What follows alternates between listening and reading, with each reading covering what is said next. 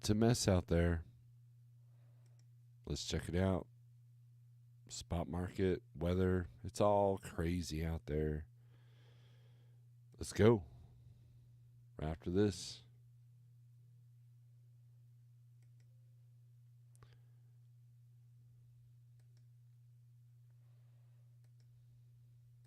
There we go. There it is. There's the intro.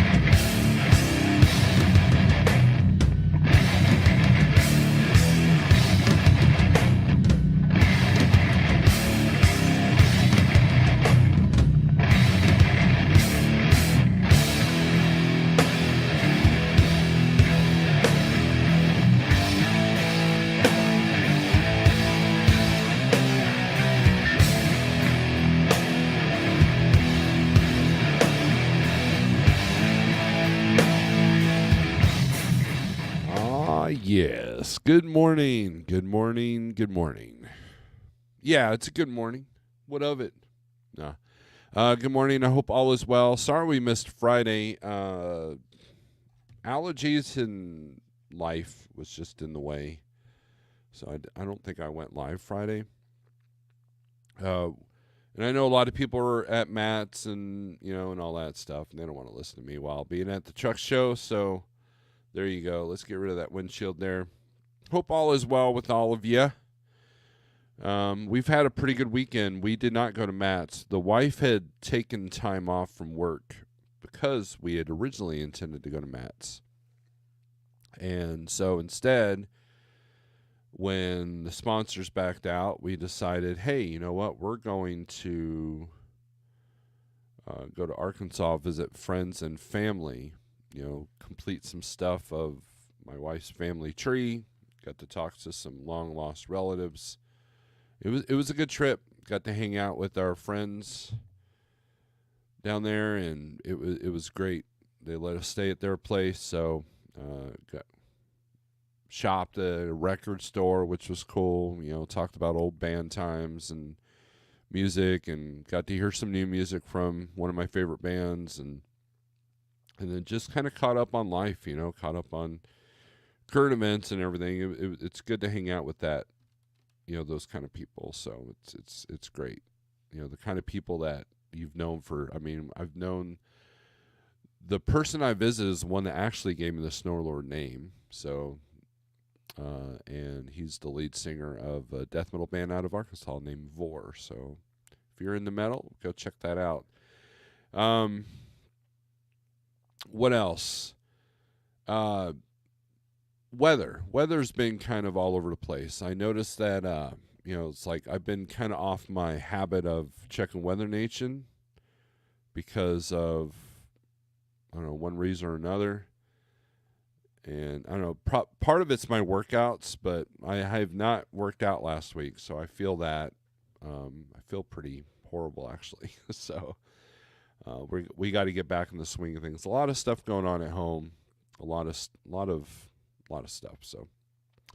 So going to mats was probably not in the cards this year. So it's probably good that we didn't go because we accomplished a lot more doing what we did, less exhausting. So there you go. First thing we're going to look at today is the weather. The weather is not looking good for a lot of you. So let's take a look at that. Let's share the screen. Actually, let's get rid of that. There we go. Let's take a look at the weather alerts where they're off from the National Weather Service. There you go. You've got a hell of a mess up here in the Midwest and the Plains. You've got from the Panhandle of Texas all the way up to the Canadian border. You have winter weather alerts, advisories, blizzard warnings, and winter storm warnings up in northern Wisconsin, northern Minnesota, some North Dakota, South Dakota, and then Nebraska seems to be the bullseye for the blizzard warnings. And then you got a couple of pockets of blizzard warnings in Colorado. And let's see if we can zoom in on this. Yeah, Colorado has got a bunch of winter weather. There's one county that has a blizzard warning in Colorado.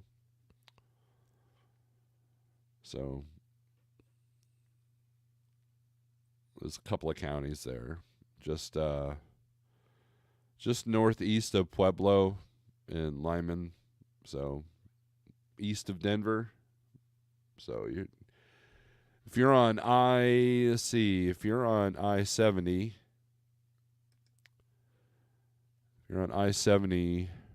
I-80, you're probably looking at some. Well, I-70 not so bad, but I-70, I-80 looks bad. So basically, you're kind of screwed. So let's now what that is going to do is that's going to create a lot of different dynamics for freight for all the platforms going up into this area. So if you see a ridiculous number, check to see where that load is going. And I was on Facebook this morning and I saw that someone had posted a screenshot of a DAT board load posting from TQL. And in the comments, there was a Gmail address. And when he tried that extension, it didn't go to anybody. So the fraud is still out there. It's still going on. It was $2,000 for I think a 400-mile load. So evidently there was an issue going on. I can't remember how long the load was, but I do know that the 30-day average wasn't very high, and so it was that's one of the signs that you want to look for is if the price is too ridiculous and there's nothing special about it, it probably isn't a legit load. So hopefully TQL can figure that out. Who's posting under their name with a Gmail account? I don't know what their policies are with that, but Also, back to the weather, we've got a lot of wind.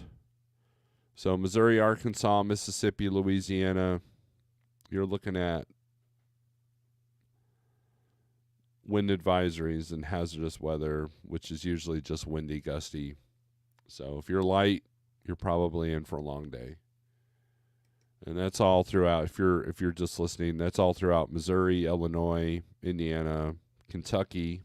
Those of you who believe in mats. Tennessee, Alabama, Mississippi, Louisiana, Arkansas. Oklahoma is about the only place that's kind of quiet except for the Panhandle. And Texas, we have what's going on. Texas, there's a big fire hazard going. You don't care about that. That usually just means that it's going to be windy as well. So a lot of bad weather going on there, and of course that will go east. So just keep that in mind. All right, let's go to the comments, and then we'll get to the low board stuff. Let's close that, and we'll put that on the map there. And doink. Let's put this on Van. You guys can stare at that while we read comments. My name is Nobody. Good morning. It's almost time, isn't it? My name is nobody. It's almost time. STTN, what's up? Good morning. Hope you're well. Randy, can't wait for your report about Matt's. I hope you had a good time. Charity, hope you're in better spirits today.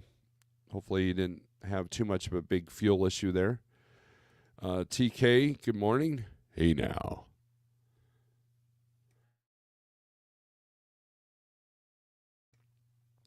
Sorry, had to cough. TK, hope you're doing well, man. Randy's live in Memphis, so evidently you either deadheaded that far or you are, or you found the load right out of Louisville. Jerome, good morning. Now, I will say this. Thank you for your membership, by the way. There were a few loads coming out of Louisville. I was looking for a couple of our drivers, not seriously looking, but I thought I'd get some screenshots and send them because they book themselves. They don't have me book them. And there were some loads. There were some trade show freight coming out of the convention center in Louisville that loaded on Sunday. So if you were, and those usually pop up about Thursday morning. So in the future, if you guys are doing truck shows and you want to take freight right out of there, if you have that ability to do so, then I would recommend getting on the low board Thursday morning. It's some of the brokers were on the maybe list on the factoring, but for the most part, they were factorable and they weren't going to too bad a place. It's better than deadheading out of there. So I sent screenshots to everybody. I don't think anybody booked anything because they were too busy at the show and missed out. So, Desiroki Pam, good morning. Hope you're doing well. And hope you're not in any of that mess. Good morning, Steve, CDM Freight Broker. Well, it looks like DIY proved me wrong about going to Matt's and making connections that will help your business. I haven't talked to him yet. Here's the thing. I did not touch, I know this is hard to believe for most people, but I did not touch YouTube hardly at all over the weekend. So I've not seen the live feeds. I know that live feeds can sometimes be difficult coming out of the convention center there, but I haven't watched anything with DIY. I know Shannon posted a couple of things. I haven't watched any of that. I know that Little Guy was out there. Ike Stevens was out there. Tex Crowley was out there. And, of course, a lot of the podcasts and stuff like that. So I have not even ventured into any social media other than I made a Facebook post. So I need to have a conversation with the people that were there, and I want to see what they accomplished and what I missed and if I regret not going. But more than likely, I probably won't regret. There's next year, so hopefully things will be back on track next year. T-Bone, good morning. Hope you're doing well. Good morning, y'all, from Peevely, Missouri. Making my way back home. Been out nearly a month. Home cheers. Yes, we got Scorpion booked up to get to Phoenix, and he should be all right. Got him a shorty out of St. Louis, and then tomorrow he'll pick up a load going out to Phoenix, so he'll be good to go. Finally, alive with the correct video format. I know the shorts, vertical feeds. Yeah, they're getting annoying because of the comments the way it is. So far no issues with the light still on. It should shut off here probably today or tomorrow, so you'll be good. You'll be good. Oh, you got your load out of Indiana going to Memphis. Excellent. Randy, I was parked there Tuesday and saw you there as well. There you go. I don't know how many of our like trucking people were there. I know Shannon was there. Randy was there. I don't think Charity made it because she had an issue. Other than that, I don't think I saw anybody else on the ELD there.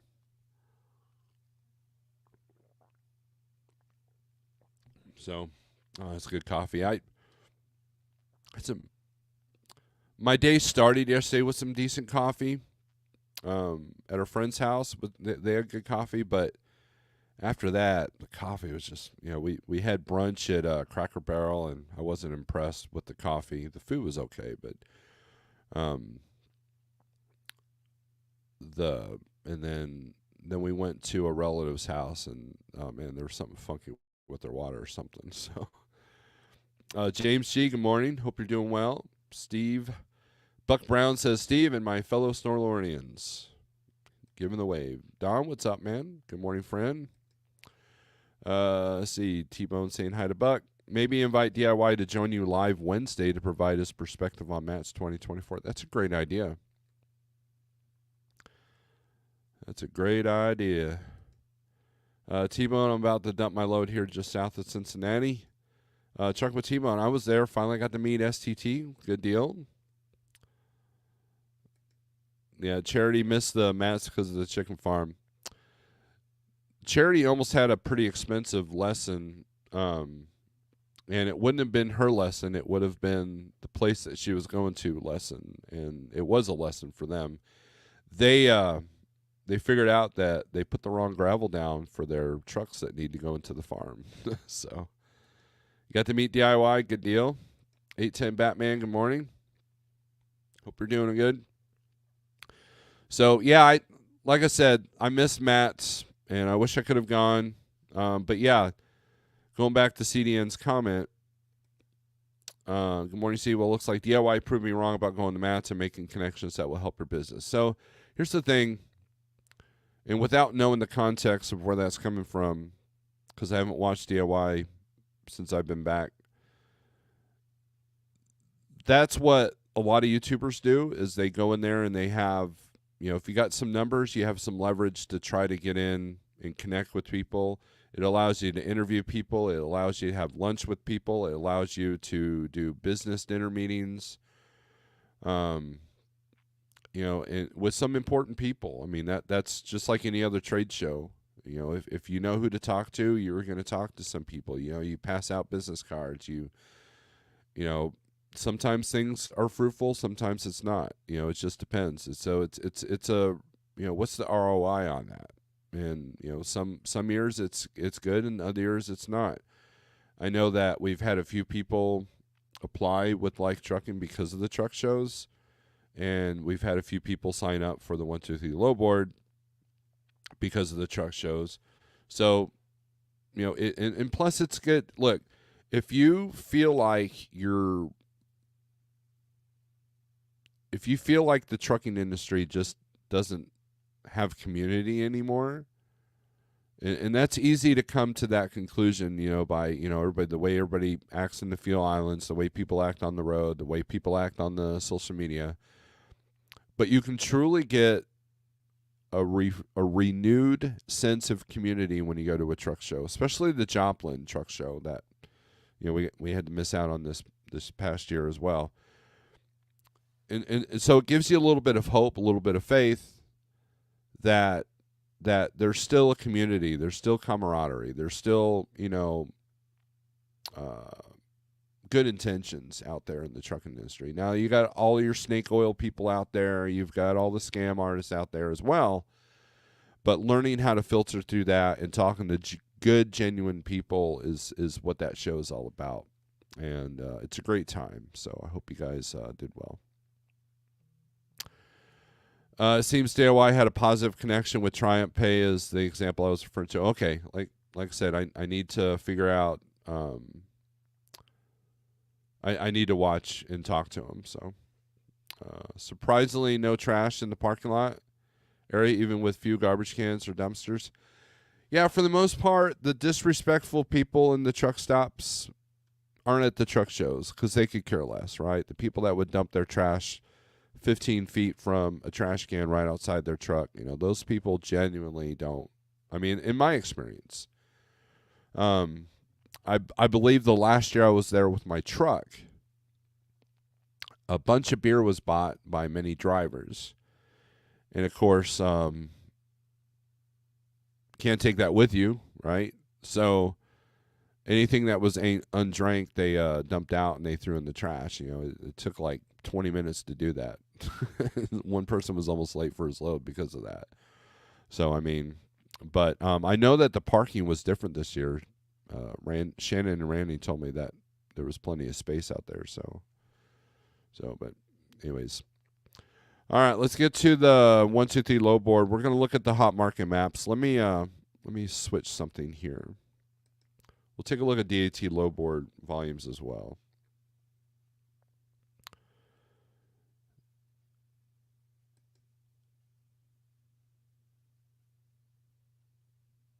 And I have access to TruckStop now, but I haven't messed around with it a whole lot except for to find the loads that the person I'm connected with on that.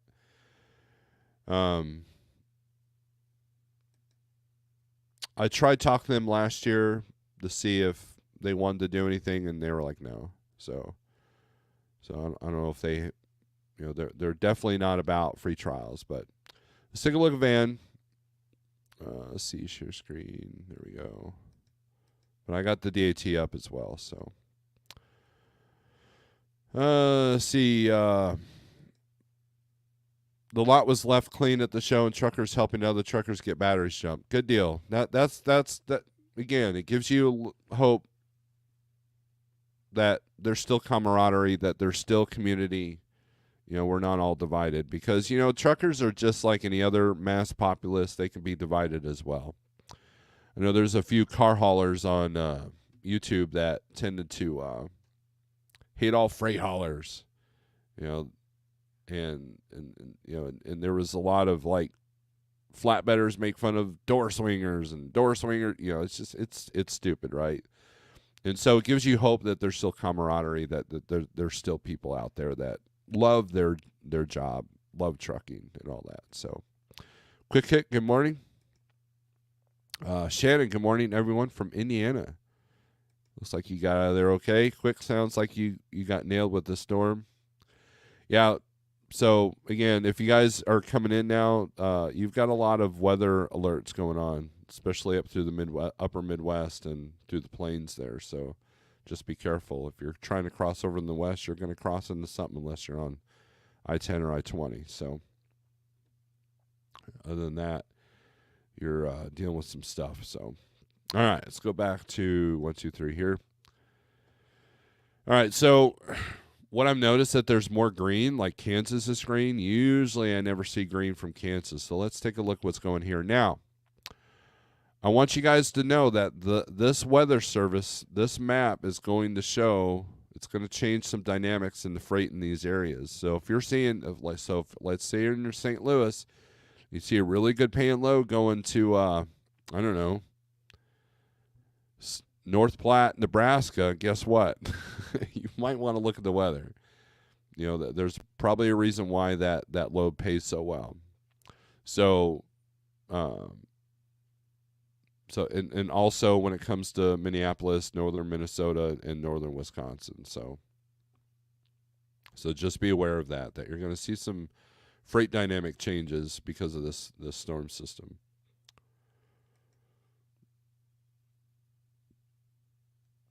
Shannon says, did a loadout yesterday, a shorty, and I'm booked up for the week and going home for Easter. Excellent. Good deal. All right, so this is Kansas. Kansas is green.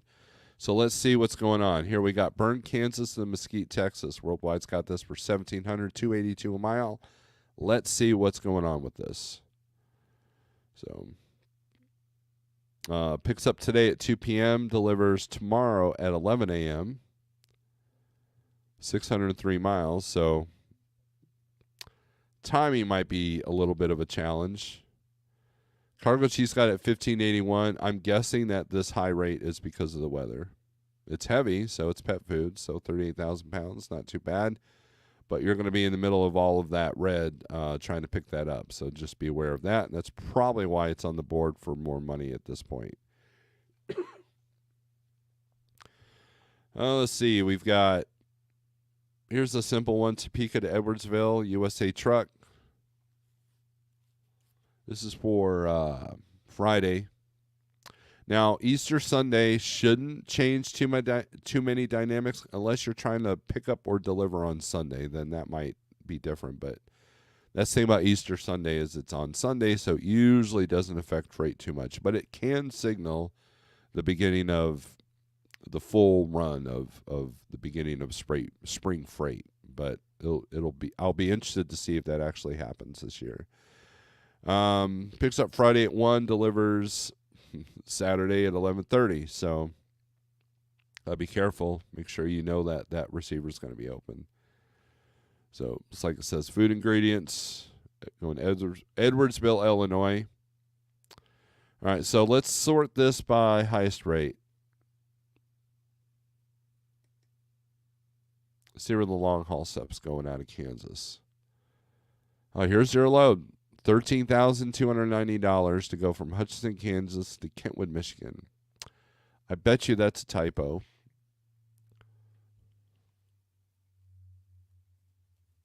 Or they just want to put it on top for the people that sort for the highest rate. Cargo Chief's got it at 2,000. Rate checks at 1,400 and change. It's 1,678% above cost per day. So his phone is probably going to blow up here in about 5 minutes. So, but he's got this posted at 13,000. My guess is that he's trying to be at 1329. He just put an extra zero in there. Picks up today though. Let's see. The second highest thing is not very good. It's Elwood, Kansas to Fife, Washington, $1.81 a mile, 3,400 and change. That doesn't pick up till Friday, so we're not interested in that. So let's sort this by loads picking up today. So pickup date. See how old these postings are.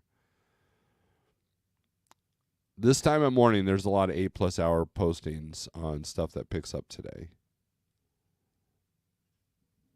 And so we won't know until these brokers get in and modify these postings whether they're going to whether they've been booked or not.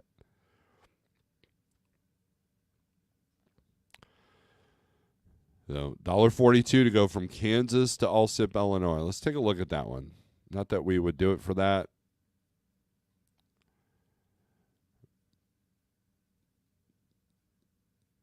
This is a 32-minute old posting. So out of Wichita, yes, Wichita's a tough market. Doesn't have the best negotiating strength as far as getting a good rate coming out. But you're in the middle of all that. You're probably on the outer edge of this this weather. So that might become a challenge to pick it up. Cargo Chief's got this at 1,400. Rate Check's got it at 964, so they're starting low, but as you can see, it's tough to break $2 a mile out of Wichita, which is what a lot of trucks are in need right now because of cost of repair and expenses and fuel and all that.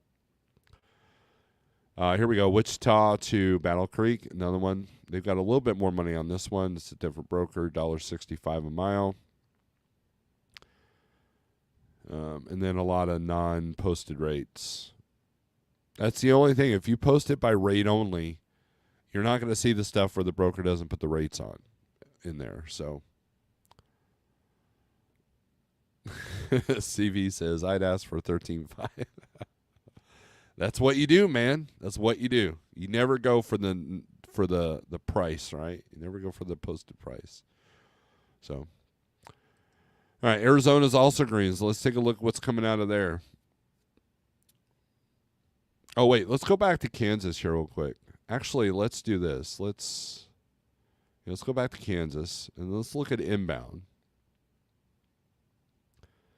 And sort by the highest paying load going into Kansas.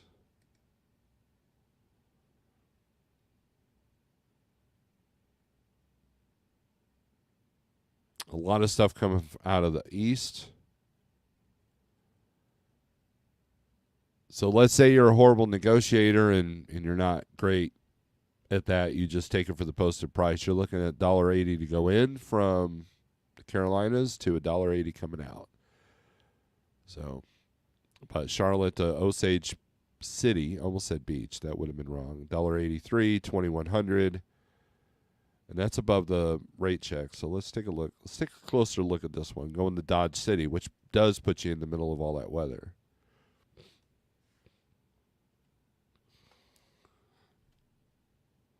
Yeah, it's got several stops, hence the increased price. 20,000 pounds, new trash cart. So should be a fairly easy load. So depending on how long these stops take, you should be all right. Um, Not a lot of people like doing that, so you've got a little bit of negotiation leverage. And somebody asked me, why do multiple stops? Why are they so difficult to book? And I'll tell you why. Because a lot of owner operators won't do them. They just want one and done and go, right? And it's tough for a truck owner that has a company driver to say, hey, this is what you're making, unless they're paying hourly or whatever. And so the profit margin kind of goes away a little bit if it's an hourly rate for the truck owner, if they're paying their driver, because they're going to take their time, whatever, that's natural, right? So they're not popular for multiple reasons, and I believe that's why if you're willing to do those and it works for your business model, then I believe it's a great way to make money. So I used to do it with shopping carts. It was great. So 13.5 sounds like a government load, not the daily spot market rates. Probably a clickbait. You are correct. Pop-Tart says our Volvo broke down this morning. It's overheating.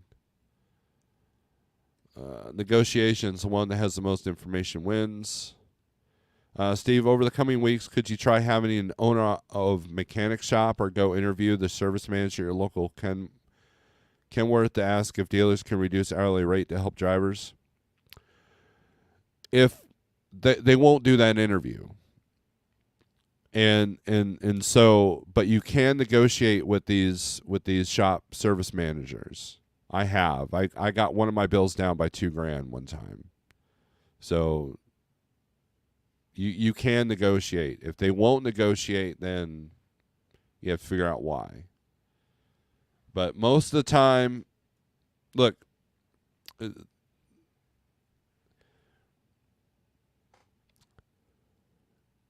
it's a great idea, CDN, but most service managers are so busy they don't even want to deal with it, and also they don't want to let the whole world know that they are negotiable. Like, they don't want anybody to know that. The shops aren't interested in telling you that they'll work with you on a price, because that's not how the system is anymore. There was a time where you could wheel and deal, but a lot of it's warranty work, so they get paid. They're getting paid. It may not come out of your pocket, but they're getting paid. So it's not in their best interest. And every shop is different. One shop may be, you may be able to negotiate. Other shops you can't. And so what I tell people is, like, look, go in, see if they'll make a deal with you. And this is what you need to do. This is what people need to do. Okay. When you go in, tell them you're a single owner operator and it's all on you, and to be gentle, because you need to let them know that if this gets in the X amount of range, I can't afford this repair. You need to let them know that, so they don't just throw parts and throw meaningless diagnostics on it that's not going to help you. Because that dealership or shop, doesn't have to be a dealership, that shop could literally kill your business with the swipe of a keystroke or a pen. Unless you've got an insane amount of money in the bank, or you want to take an insane amount of risk with debt. So it becomes extremely important when you go into that shop and say, hey, this is all on me. And when you get that bill, tell them, hey, what can we reduce this down on some things, because I'm having a hard time with this.